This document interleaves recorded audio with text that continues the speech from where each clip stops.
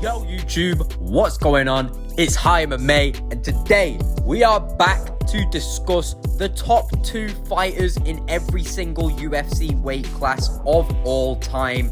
Now listen boys, there's gonna be some hot takes in this video.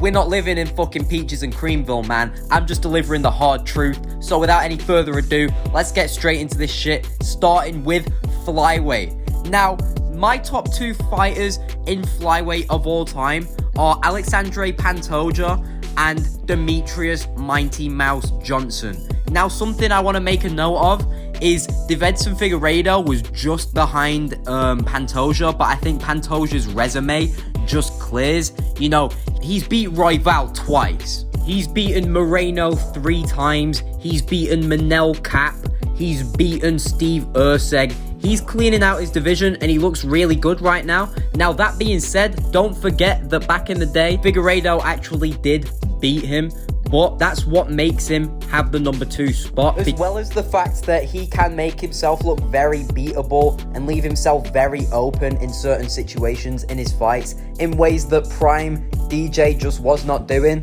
Despite Demetrius Johnson's elite skill, he didn't really show it against the best of competition. So I think like his status of flyweight GOAT might be a little weaker than what it seems due to the 11 title defenses. But if you actually break them down, most of them fucking guys were cans. But you still have to respect some of them. You know, he's beaten Benavidez twice. He's beaten Cejudo. And don't get me wrong, there is a dictionary of other wins that he's got. I'm not saying that he doesn't have the wins. I'm just saying there isn't that many other notable names. You know, like flyweight is a really difficult division to be in. You know, you haven't got that many eyes on you, and the skill level is not what you're going to be used to. And I believe that most names on his resume that he beat in the UFC during his title reign just weren't that impressive. I would argue the Moraes wins and the Rodtang win that he's had so far in the One Championship are more impressive than most of them. And something to note about DJ is his longevity. He's been in the game for years now and he's still tearing it up in One Championship. His analysis of the game is crazy. If you watch his YouTube channel, you see him pick apart fights all the way from street beefs to the highest skilled fighters on the planet, and he knows exactly what's going on there. He knows how to technically pick apart any fighter on the planet. Doesn't necessarily mean he's going to win, but he always knows how to create the game plan. And I think that is a skill that Alexandre Pantoja just does not have. You know, he's made himself look very beatable before. Looked very, very beatable in his last fight. And that might even be an indication of the, you know, soon-to-be end of his title reign. You never know. Let's just see what happens in his next fight. But for those reasons I've given you, I have Demetrius Johnson above Alexandre Pantoja of all time. I feel like he was just more skilled. You know, the wins were just a little more impressive. 11 title defenses is something that you can't really dispute with either. But I don't think there's anyone that has ever fought in the flyweight division that can really overtake Pantoja in that number 2 spot. Cejudo doesn't. Figueiredo doesn't. Moreno doesn't. So with that being said, let's move on up to Bantamweight, motherfuckers. Now in Bantamweight, my top 2 are Dominic Cruz and TJ Dillashaw. Dominic Cruz taking that number 1 spot. Now, I know some of you motherfuckers are already crying. I don't know why I've just used motherfuckers like twice in the space of 2 sentences, but I don't care, motherfucker. Listen, I know some of you are already crying at the fact that I don't have Sterling in the top 2, so we're gonna get into that. TJ Dillashaw is ahead of him all time, and I do not care. Listen, he beat Renan Barão twice. He beat Cody Garbrandt twice, both finishes. He beat Corey Sandhagen whilst injured, by the way. He also beat Sun Sao, which was him avenging a loss that he had. He was a 2-time champion. He had 2 title defenses, just like Dominic Cruz, by the way. And the only people, only notable names that he lost to were Dominic Cruz, Cejudo, and Sterling himself. But that Sterling loss was fraudulent as fuck. He literally dislocated his shoulder super early in the fight. Couldn't even get off on him properly. And Sterling himself is a bit of a fraudulent fighter in my opinion. That's why he is not in the top 2. Listen, man. He lost to Sean O'Malley, fair and square. Moraes and Sun Sao. Sun Sao also beat Dillashaw, just mentioned. Sterling's beaten Cejudo, Peter Yan, and Sandhagen. Now, I say Peter Yan not 2 times because that first win was also fraudulent. He lost to Peter Yan in the first fight. You can either, you know, just cope and say that, no, on paper he won, so he won, or you could just accept that he lost.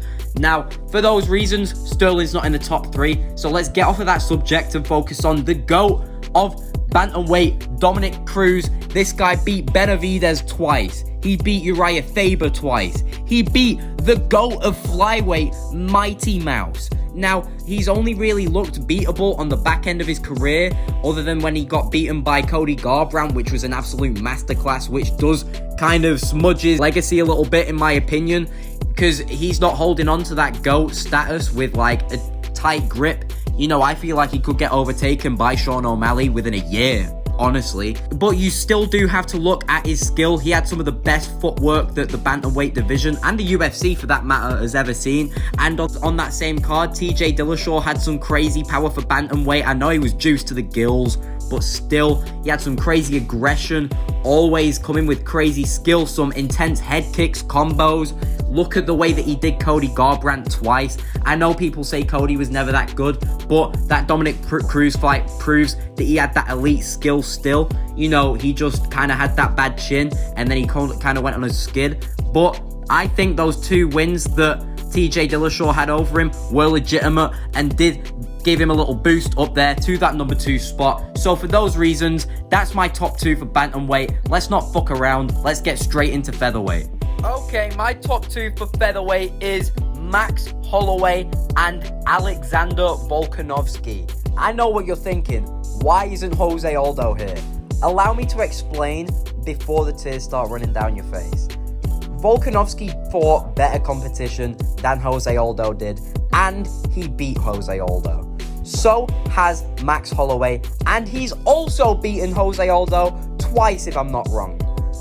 You can't really put Jose Aldo above these 2 if the level of competition he was fighting was worse, and he's lost to them both, in my opinion. And on top of that, both of these fighters are more well-rounded, in my opinion, especially Alexander Volkanovski, the most well-rounded fighter in the UFC's history, in my opinion. I may be being biased, but I really don't think I am. I think if you watch his fights and you're really taking notice, you can see. Look at how dominant some of his wins has been. He's beaten Ortega, Rodriguez, Mendez, Holloway 3 fucking times. One of the most insane stats a featherweight has ever had. You know, how do you beat Max Holloway 3 times? There's only a couple of people who even have wins over him, and those people being absolute goats of the sport. Conor McGregor, Dustin Poirier, and obviously Volkanovski himself, like I'm saying. You know, you cannot say that Volkanovski isn't the GOAT. Look at what he did to the UFC. Pound for pound number 1. He went up to lightweight and fought twice during featherweight reign. Like, the fact that he could do things like that shows his versatility as an MMA fighter and as an athlete altogether. The cut and the bulks, they're both going to do damage to him, especially when he's rolling off the couch, taking short notice and shit like that after he's been drinking. You have to respect the warrior spirit this guy has. It's not even been 6 months since he was KO'd by Topuria, and he already wants back into fight.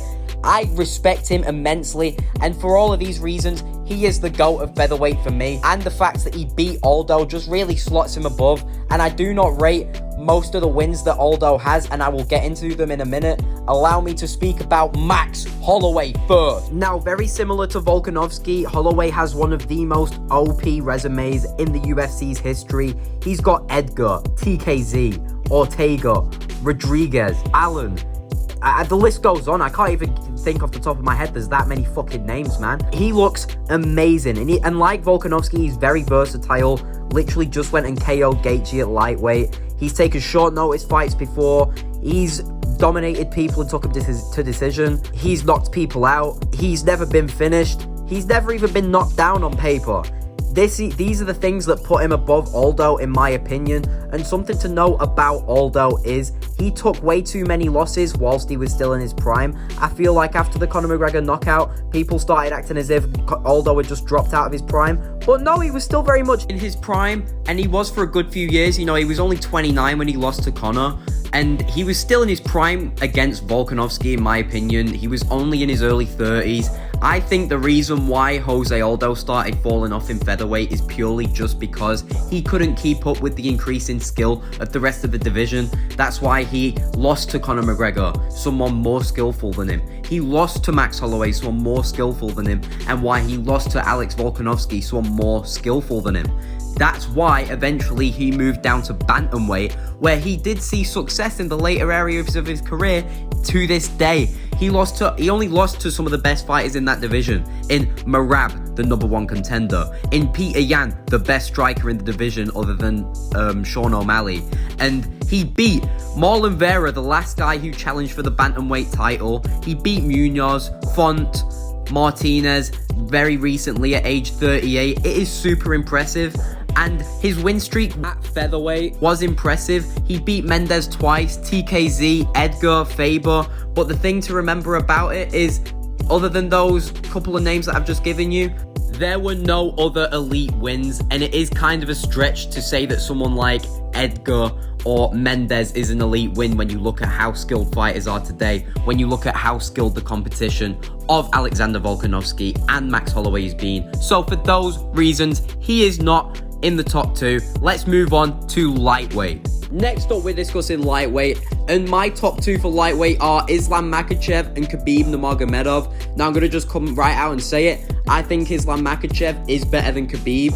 Overall, I think he's more well-rounded, amazing striking and amazing wrestling in comparison to where Khabib just had the dominant wrestling but not really any striking. And I feel like Islam Makhachev's resume is just miles ahead of Khabib's. Honestly, you know, Islam Makhachev holds a win over Oliveira, Volkanovski, the featherweight greatest of all time, twice. He's beaten Dan Hooker, Bobby Green, Arman Sarukian, already the current #1 contender. Now, don't get me wrong, Khabib had good wins on his resume. He beat Dustin Poirier, Justin Gaethje, Conor McGregor, Barboza, Dos Anjos. Also, something to take a note of is Islam Makhachev also has a win over Dustin Poirier.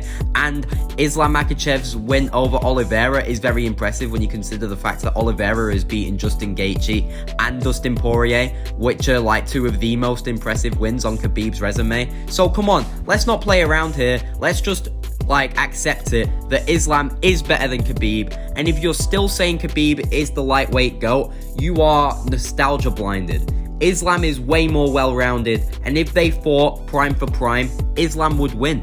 It is just the facts. I'm not saying this to disrespect Khabib's skill. He was probably the best wrestler of all time that's been in the UFC, but it's not just wrestling that wins fights. And that Dustin Poirier fight proved it. Islam Makhachev there, standing and banging with one of the best boxers of all time. Khabib Nurmagomedov couldn't trade blows with Dustin Poirier like that. So for that reason, he just does not take that #1 spot for me. And I think in the next couple of years, you'll be able to see the people like Arman Sarukian, a couple other names, overtake Khabib. And I think in 5 years' time, he will not hold the same aura that he does do as of right now over the lightweight division. But with that being said, let's move on to welterweight. My choices for welterweight are GSP and Kamaru Usman. Now, GSP obviously taking that #1 spot, one of the GOATs of the sport entirely, had some amazing wins throughout his career. Beat Matt Hughes, one of the best welterweights of all time. Nick Diaz, BJ Penn, someone who other people also considered like one of the GOATs. Carlos Condit, Johnny Hendricks, Michael Bisping. He lost to Matt Serra and avenged the loss. He lost to Matt Hughes and he avenged the loss. And he was super well-rounded all through his career. He ended up holding 2 belts. Well, not simultaneously, but he won 2 belts. He had 9 title defenses. Just an absolute boogeyman for that whole division. And not just for that division, considering the fact that he came out of retirement to take the belt off of Michael Bisping. If you ask me, that shows how bad of a champion Bisping was. Not to be disrespectful, but if someone's coming out of retirement and they're just walking through you, that's not a good look. But let's get on to Kamaru. He had some amazing wins as well while he was champion. He beat Leon Edwards, Masvidal twice, Colby Covington twice. He beat Gilbert Burns. He took the belt off of Tyron Woodley, someone who looks like an absolute fucking unit in his prime. He beat Dos Anjos, even Sean Strickland years ago.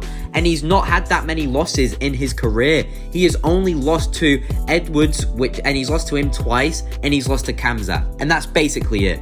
And, all through his career, he's been dominant with his wrestling. He was dominant in the second Edwards fight until the knockout. And, he held his own against Khamzat. People believe that fight should have been a draw. I watched that shit back recently, and I think Khamzat won. But I can see the argument of why you would say it should be a draw. You know, Khamzat got that 10-8 round at the start, and then you could say Kamaru won the last two, but I would disagree. But that's just my personal take. And also, he had 5 title defenses, which is very, very impressive. Now, I can't really see anyone being over these two at the top. You know, you've got Leon Edwards that is on a good streak that might overtake Kamaru within the next fight or two, depending on how amazing he looks, which, you know, you never know how that's going to go. I don't think there's really any other welterweights that are coming close to these two. So with all of that being said, let's move on to middleweight. Okay, boys, now we're going to be getting it a little bit heated because we're talking about middleweight, and I'm going to come right out and say it. Israel Adesanya is the middleweight GOAT, and he is above Anderson Silva of all time. I'm sorry, don't fucking hate me, it's the truth. Anderson Silva, he didn't fight the same sort of competition, and he had far too many losses to be considered the middleweight GOAT. And the fact that he is pure nostalgia. Give me about 2 minutes of your time, and I'm going to explain why, right? Look, he had some amazing wins, don't get me wrong. He beat Henderson, Franklin, Belfort, Griffin, Meyer, Brunson. These were all impressive wins, right? He beat Sonnen twice, very impressive.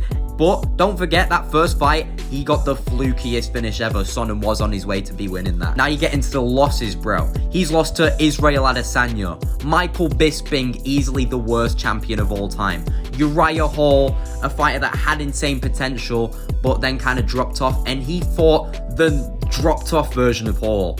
He lost to Cannonier, who's just, you know, your regular schmegular contender in middleweight. He lost to Weidman twice. Fucking Chris Weidman. He lost to DC as well, which is like, you can't hate him for losing to DC. DC's a fucking GOAT. But, bro, come the fuck on, man. You can't tell me that is better than Izzy. Izzy, who has 2 wins over Vettori. 2 wins over Whitaker. He's beaten Cannonier that's beaten Silva. He's beaten Silva himself. And you still say that Silva's above him. He's beaten Costa, Romero, Gastelum. He's knocked out Alex Pereira. Look at all these names. And are you telling me that half of these names wouldn't beat Silva? Are you telling me that Alex Pereira wouldn't spark Anderson Silva out cold? If you are seriously telling me that he wouldn't, I think you should get off of the video. I don't think this is the place for you, man. Because we are only spitting facts around here, man. Silva had too many losses and didn't fight a good enough competition to be considered the middleweight GOAT. The only thing that keeps him in that spot is the 10 title defenses that everyone glazes. And also another thing that I would like to note on top of that is, if you look at how good they've looked in their losses, look, Adesanya's only ever been finished once, and that was by Alex Pereira, a natural light heavyweight, clearly. Look at the fucking size of him. And it wasn't like a out cold finish. Anderson Silva has been put out cold. He has been finished before now.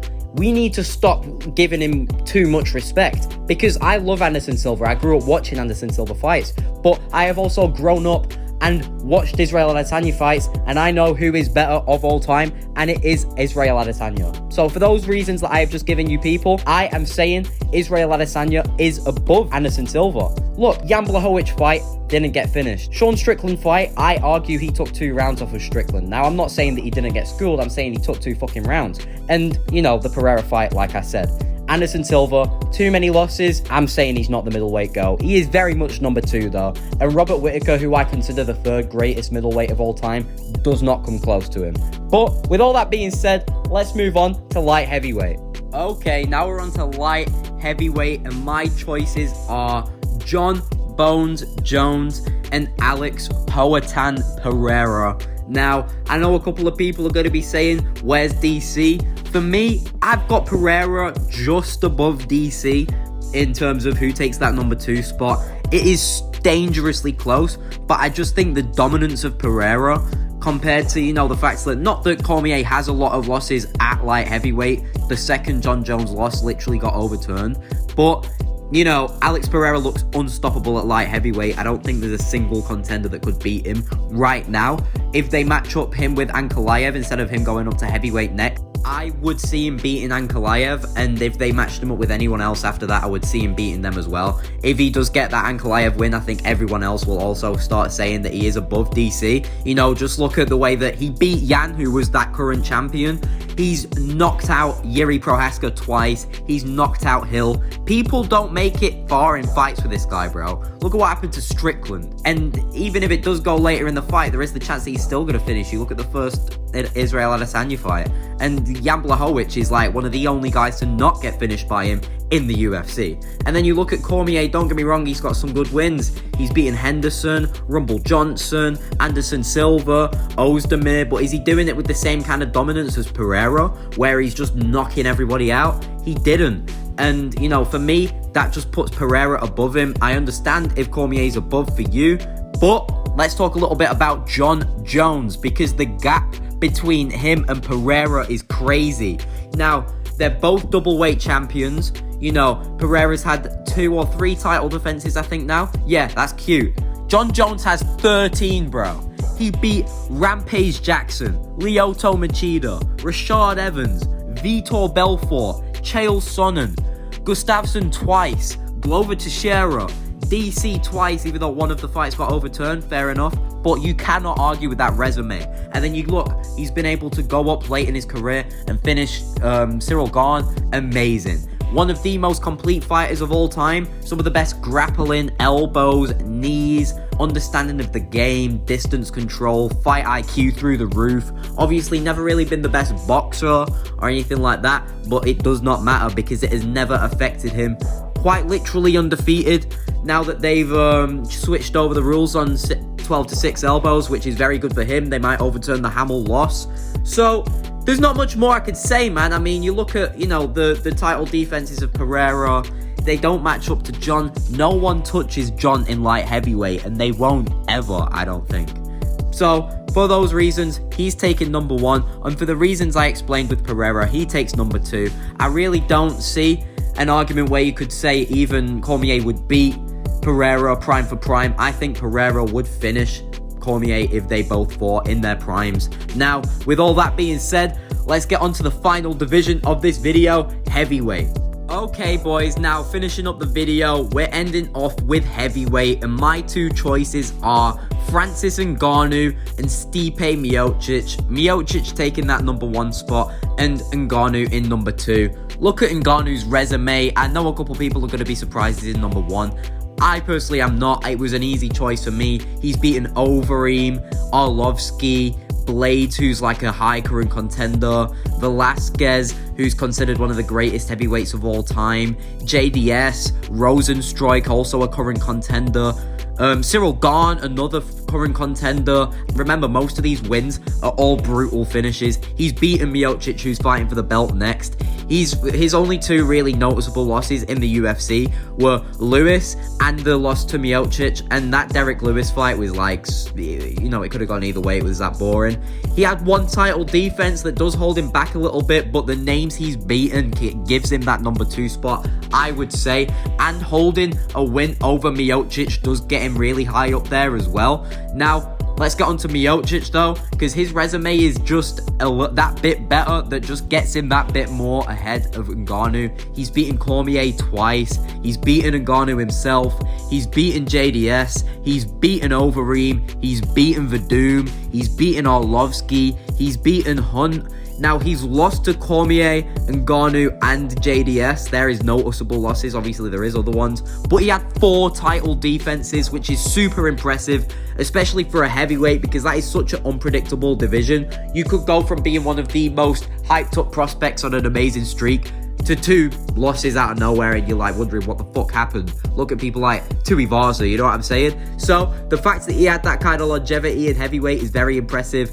And you know, you look at Ngannou, he went over to boxing and didn't do too bad against Tyson Fury. Obviously got finished by Anthony Joshua, which was sad to see, and I am very sorry about the loss of his son, but I'm sure he'll come back in PFL and do pretty well. He is still the number 2 heavyweight of all time in the UFC for me. But with all that being said, I'm going to wrap up today's video. It has been a bitch to make. This video's taken a couple days, and I've got a busy head of day on me. I got to get ready. I got to get over to my sister's place. I'm watching UFC 304. Hyped for that shit, bro. Hyped for Leon Edwards to beat the piss out of Bilal Muhammad. You know I got to be watching that shit live. So, I'm going to go. But, you know what I'm going to say before I do go? You don't have to like, You don't have to subscribe. Why am I fucking stuttering on the outro, bro? Do what the fuck you want, man. But have a good day. And also pick Leon Edwards against Bilal. And I'll see you all later. Peace.